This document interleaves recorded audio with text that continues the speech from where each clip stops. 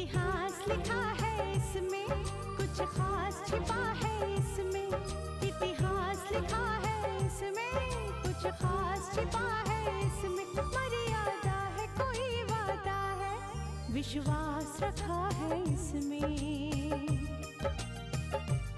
सात फेरों से मिला ये तो उपहार है, मेरा श्रृंगार है, मेरा श्रृंगार है, मेरा श्रृंगार है, मेरा श्रृंगार है।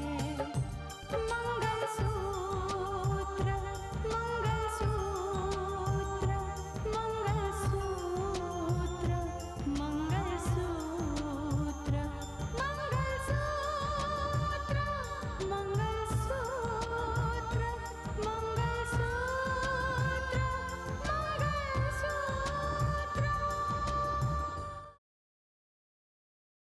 हाँ बेटा, कल भैया से मेरी इस बारे में बात हुई कि कुछ दिनों के लिए मैं तुम्हें अपने साथ अमेरिका ले जाऊंगी। अपनी पोती पर इतना प्यार लुटा रहे हैं और आपका बेटा है कि कल सिंगापुर जा रहा है। मुझे बिल्कुल अच्छा नहीं लगेगा तुम्हारे बगैर। मैं ये 3 महीने कैसे गुजारूंगी? ठीक है, तो आज से और अभी से अपनी आजादी का जश्न मनाना शुरू कर दो। कौन किसी को बांध सका? ये माँ बनने वाली है। भाई मैं तुम्हारा पति हूँ, सच सच बताओ आखिर क्या हुआ है? तो सुनिए,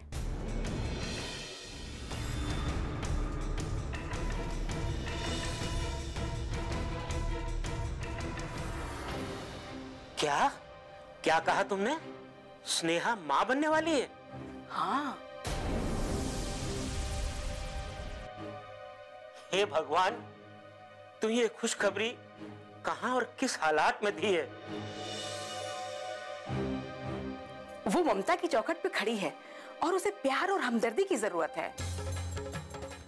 कुछ समझ में नहीं आता अंजना, वो तो हवालात में है, हम उसके पास अपनों का सहारा कैसे पहुंचाएंगे?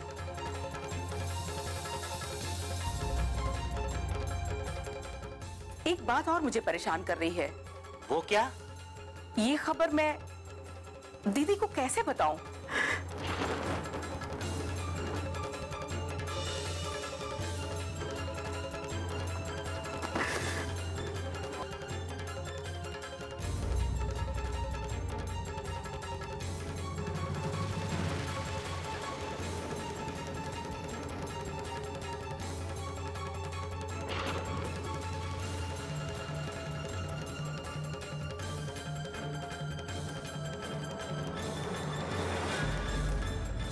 कावेरी, इंसान को हमेशा सुख दुख में एक जैसा रहना चाहिए। सुख दुख जो होते हैं ना, वो धूप छांव की तरह होते हैं, आते हैं जाते हैं। हाँ भैया, हमारे घर से दुख की धूप चली गई है। हाँ बुआ जी, अब सुख की छांव ही रहेगी इस घर में। हाँ, मैंने रितिका को भी यही समझाया है। मानस को विदा करते वक्त बहुत दुखी थी वो। दुख तो होना लाजमी है कावेरी। मानस तो 3 महीनों के लिए सिंगापुर गया है। देखो, एयरपोर्ट पे मैंने दोनों को यही बात समझाई है। रितिका ने अपने आंसू तो पोंछ लिए, लेकिन दिल उसका रो रहा था। अपनों से बिछड़ने का जख्म जल्दी भरता नहीं है भैया। हाँ कावेरी, लेकिन अपनों को अपनों के जख्मों पर तसल्ली का मरहम तो लगाना ही पड़ता है। पापा, अगर बिछड़ने का जख्म इतना गहरा होता है तो मैं आपको छोड़ के नहीं जाऊंगा। हाँ बेटा, तुम्हारी सेहत के लिए वहां का ट्रीटमेंट सही होगा। नहीं बुआ जी, मैं अब एकदम ठीक हूं और हमारे जाने से पापा बिल्कुल अकेले हो जाएंगे। देख बेटा, मैं तेरे जज्बात समझता हूं, कदर करता हूं तेरे जज्बात की। तेरे और कावेरी के जाने के बाद मैं बिल्कुल अकेला हो जाऊंगा।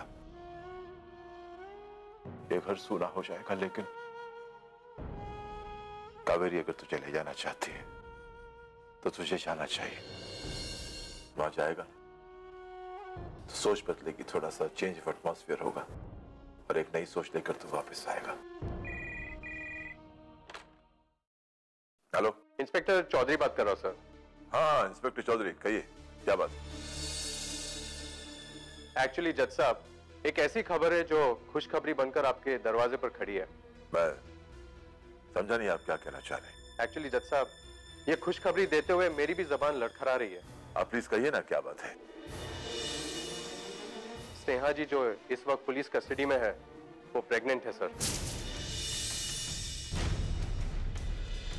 स्नेहा, स्नेहा मां बनने वाली है? एक्चुअली उनकी तबीयत बहुत खराब हो गई थी और डॉक्टर ने जब चेक किया तो चेक करने के बाद उन्होंने कहा कि स्नेहा जी प्रेग्नेंट है। यह खबर आप तक पहुंचाना बहुत जरूरी था सर। क्या सूर्या भी ये बात जानता है? जी हाँ, सूर्या को भी इन्फॉर्म कर दिया। Okay, thank you for calling me. Okay sir, bye. Bye bye. सुना आप लोगों ने, स्नेहा प्रेग्नेंट। सुना भैया। समझ में नहीं आता खबरी के ये खबर सुनकर मैं खुश हूं या इस खबर पर मैं कैसे रिएक्ट करूं, मेरी समझ में बिल्कुल नहीं आ रहा। भैया, सूर्या स्नेहा के लिए इससे बड़ी सजा और हो ही नहीं सकती। आप बिल्कुल चिंता मत कीजिए, जैसी करनी वैसी भरनी।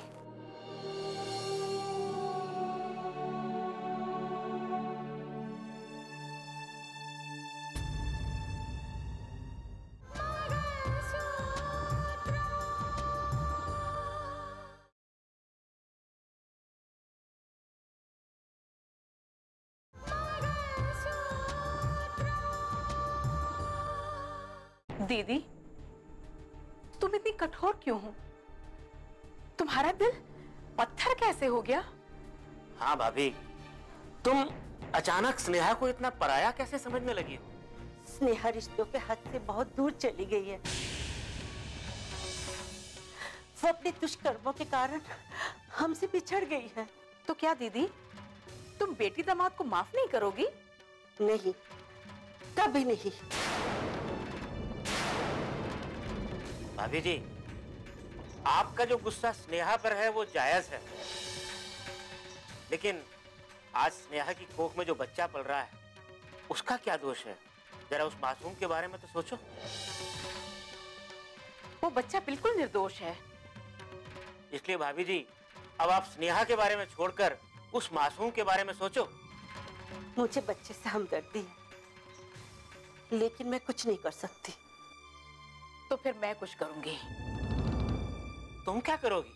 स्नेहा की जमानत, चाहे मुझे इसके लिए कुछ भी करना पड़े।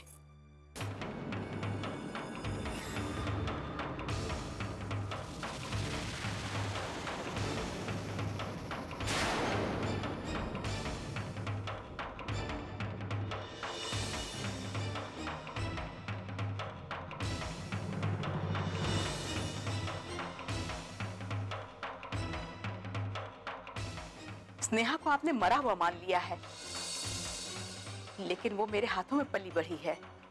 मैं उसे दुखी नहीं देख सकती। अब तो वो सिर्फ मेरी बेटी ही रह गई है। तो क्या तुम मुझसे इसी बात का बदला ले रही हो? मैं आपसे बदला नहीं ले रही हूँ, लेकिन औलाद के लिए एक माँ का फर्ज क्या होता है मैं वही अदा करने जा रही हूँ। बस। हमने माँ का फर्ज अदा किया है, लेकिन बदले में मुझे औलाद ने क्या दिया है? मैं तो इतना ही जानती हूँ, माँ बाप पर औलाद का हक हमेशा ही बना रहता है। बदले में क्या मिला ये सोचकर कोई माँ अपनी ममता को व्यापार का रूप नहीं देना चाहेगी।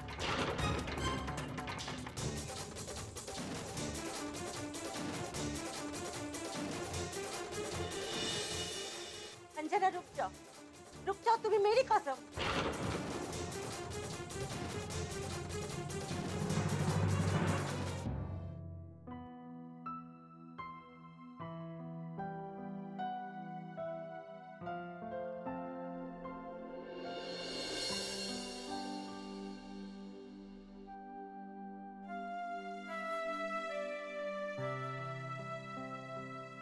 एक बात कहूं, तुम्हारा ये उदास रोता हुआ चेहरा बिल्कुल अच्छा नहीं लगता है। क्योंकि जब मैं वहां सिंगापुर में अकेले बैठ के तुम्हें याद करूंगा, मेरी आंखों के सामने तुम्हारा ये हंसता हुआ, खिलखिलाता हुआ चेहरा नजर आएगा।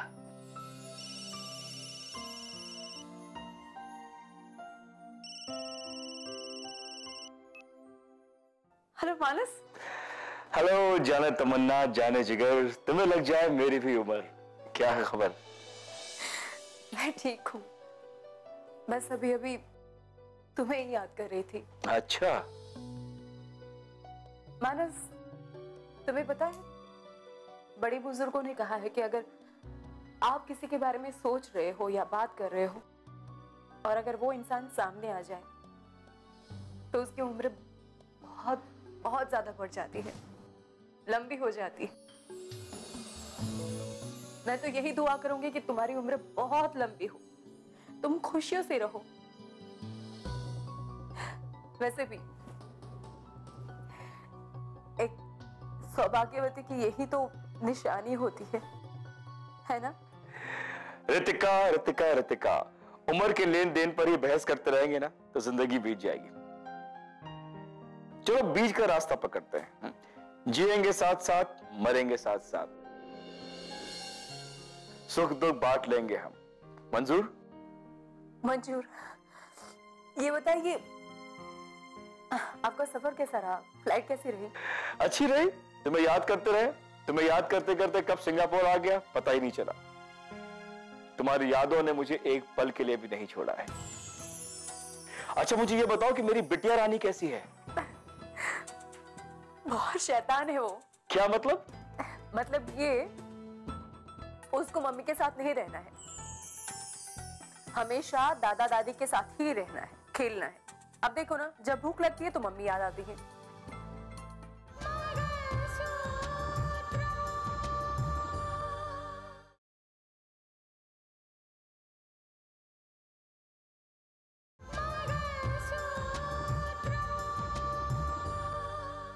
उसको मम्मी के साथ नहीं रहना है, हमेशा दादा दादी के साथ ही रहना है, खेलना है। अब देखो ना, जब भूख लगती है तो मम्मी याद आती है। मेरे साथ तो वो खेलती ही नहीं है। पता है मानस, तुम क्या चले गए, मैं यहाँ बहुत अकेली हो गई हूँ, बहुत अकेलापन महसूस कर रही हूँ। तुम बस सब कुछ खत्म करके जल्दी से वापस आ जाओ बस। अब इसमें भी तुम्हारा ही दोष है। इसमें मेरा क्या दोष है? और नहीं तो क्या। देखो भाई, मैंने तुम्हें एक खिलौना दिया था, तुम उसे संभाल नहीं सके। बट डोंट वरी, जब वापस आ जाऊंगा ना तो तुम्हें एक और खिलौना दे दूंगा, ठीक है? तुम कभी नहीं सुधरोगे। ठीक है, कोई बात नहीं, मैं मम्मी पापा से तुम्हारी शिकायत करूंगी, पक्का? नहीं, बिल्कुल नहीं। क्यों? देखो ऋतिका, मैं ये नहीं चाहता कि उन्हें ये महसूस हो कि मेरे और उनके बीच तुम हो। उनसे बात करनी होगी तो मैं उन्हें खुद फोन कर लूंगा, तुम्हारे जरिए उनसे बात नहीं करूंगा।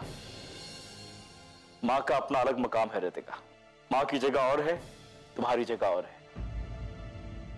तुम ठीक कहते हो मानस। ठीक है, फिर मैं फोन रखती हूँ, तुम पहले मम्मी पापा को फोन कर लो, उनको ऐसा नहीं लगना चाहिए। वैसे भी माँ बाप का दर्जा तो सबसे ऊपर होता है ना।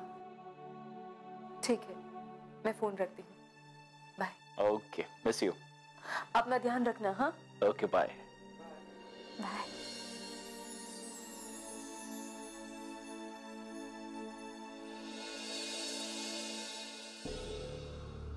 स्नेहा, भगवान ने हमारी झोली में दुनिया की सब खुशियां डाल दी हैं। हम बहुत खुश नसीब हैं। बस एक खुशी की कमी है,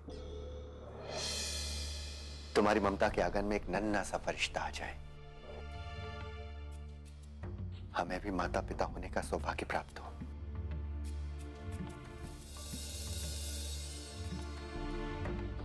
मैं सच कहता हूं, मैं खुशी से पागल हो जाऊंगा स्नेहा, मैं पागल हो जाऊंगा।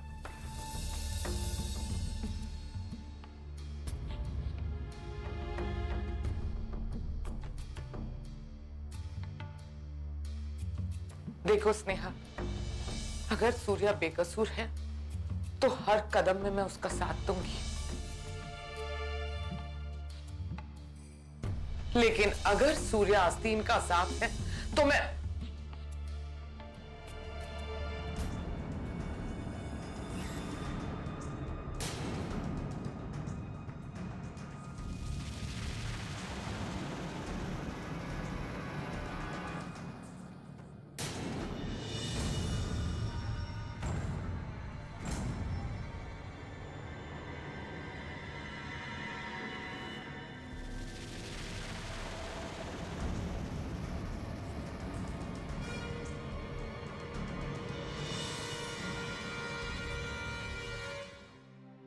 जी आप?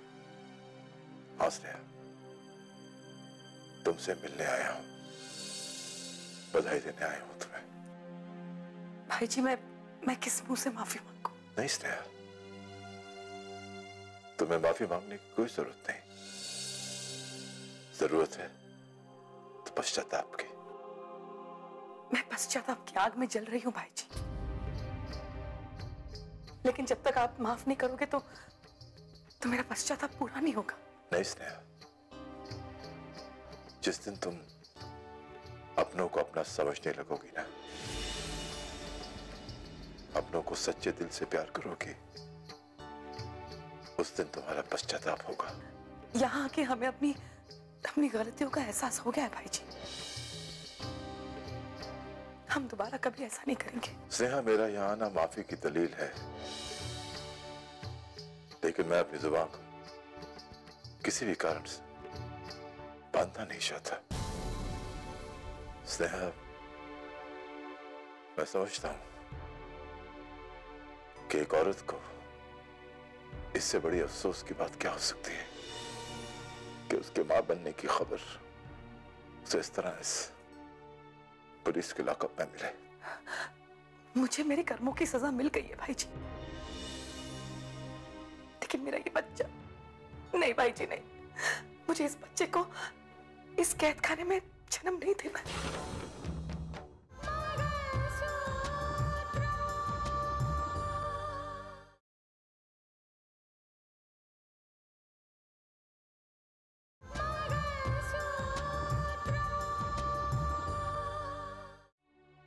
मुझे मेरे कर्मों की सजा मिल गई है भाई जी,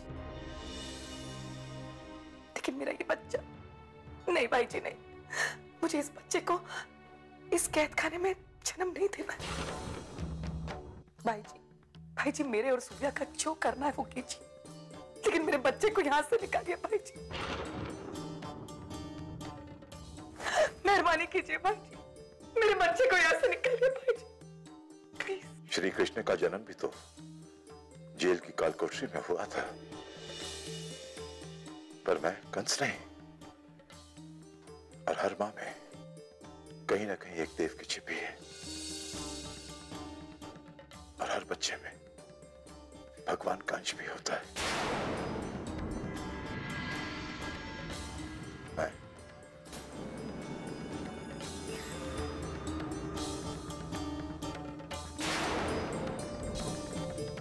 श्री कृष्ण का जन्म भी तो जेल की कालकोठरी में हुआ था, पर मैं कंस नहीं, और हर मां में कहीं ना कहीं एक देव की छिपी है। पापा स्नेहा चाची से मिलने क्यों गए थे? वहां जाकर आपने सबसे बड़ी गलती की है। नहीं, मैंने कोई गलती नहीं की। पापा पुरानी सारी बातें कैसे बोल सकते हैं कि उन्होंने हमारे साथ क्या क्या किया है? उनके गुनाह माफी के लायक नहीं है। देखो रितिका, तुम सबका गुस्सा जायज है, लेकिन ये जो बदला है ना, ये बदला किससे है? उस इंसान से जो हमारा है। ये बदले की भावना गलत है। कुछ भी गलत नहीं है पापा, गलत ये है कि आप उन लोगों की तरफ हमदर्दी दिखा रहे हैं, और मेरा यकीन मानिए कि आपकी ये हमदर्दी उनकी फितरत नहीं बदल सकती। वो जैसे है वैसे ही रहेंगे। पापा, सूर्य चाचा ने जो भी किया वो सब आप भूल गए क्या? नहीं रोहित, मैं कुछ भी नहीं भूला, सब कुछ याद है मुझे। तो क्यों गए थे पापा? स्नेहा चाची से मिलने के लिए क्यों गए थे आप? वहां गए और चाची ने 2 आंसू क्या बहा दिए? आपका दिल पसिज गया? रितिका, पानी पे लाठी मारने से पानी जुदा नहीं होता। हाँ, लेकिन पापा शीशे में एक बार दरार आ जाए ना, फिर वो दरार कभी नहीं मिटती। मैं मानता हूं कि शीशे पे दरार आई है, रिश्तों में भी दरार आई है, लेकिन अगर हम सब भी वही करेंगे जो स्नेहा और सूर्य ने किया है, तो हम में और उनमें फर्क क्या रह जाएगा? पापा प्लीज, आप उनका पक्ष लेके हमें मजबूर मत कीजिए। देखिए पापा, सूर्या चाचा आपके भाई थे, अब वो एक कानून की मुजरिम है और कुछ नहीं। और आपको मैं बता दूं पापा कि पूरा घर ये चाहता है कि अब उनसे कोई रिश्ता ना रखा जाए। हाँ, तुम लोगों ने तो तोड़ ली, लेकिन मैं इस रिश्ते की नाजुक डोर तोड़ने में नाकाम रहा हूं। इससे मैंने एक फैसला किया है। कैसा फैसला? कि मैं उनके खिलाफ जो भी केस हुआ है, मैं उसे वापस लेता हूं। क्या? हाँ, सारे इल्जाम, सारी शिकायतें वापस लूंगा।